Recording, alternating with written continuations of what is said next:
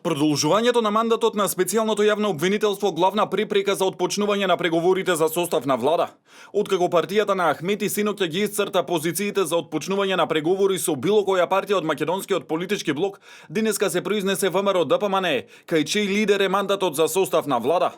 Партијата нема да преговара за промена на уставот со цел двојазичност на целата територија и продолжување на мандатот на специјалното јавно обвинителство. Причините се темелат на заложбата за унитарна држава, Охридскиот рамковен договор и договорот од јуни-јули 2015-та, наведуваат во соопштението.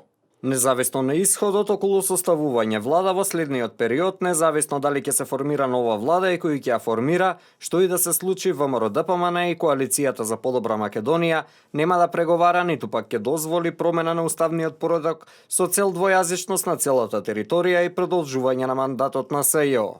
СЈО нема никаква врска со правдата, тоа е политички инструмент во рацете на еден центар на моќ и нивните домашни инструменти за уцена на секој политичар кој ќе се бори за националните интереси на македонскиот народ и државните интереси на Македонија и нејзините граѓани. СЈО е копче кој ќе биде стиснато секогаш кога било кој ќе се осмели да не игра така како што некој од надвор му сервира и диктира.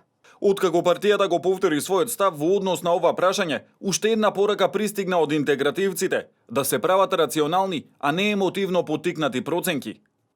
Употребата на албанскиот јазик во согласно со Охридскиот договор и уставот, еднакво со македонскиот јазик, го прави општеството посилно, пообединето и постабилно, заокружувајќи ги на тој начин нормативните обврски од Охридскиот мировен договор. Владењето на правото во земјата е обврска на сите политички партии и представува предуслов за продолжување на евроатлантскиот пат.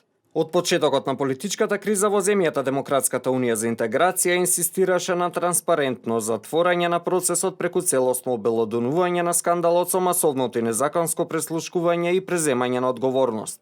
По вчера одржаниот состанок на председателството на ДУИ во Мала Речица, освен продолжување на мандатот на специјалното обвинителство и рамковна употреба на албанскиот јазик, интегративците како услови кои како што велат не може да бидат предмет на преговарање ги наведуваат интеграција во НАТО и Европската унија. Иако првично лидерот на ДУИ Али Ахмети најави дека ќе отпочне преговори за состав на влада со партијата од македонскиот политички блок победник на изборите на 11 декември, се уште неизвестно кога точно ќе се случи. Рокот истекува до крајот на месецот.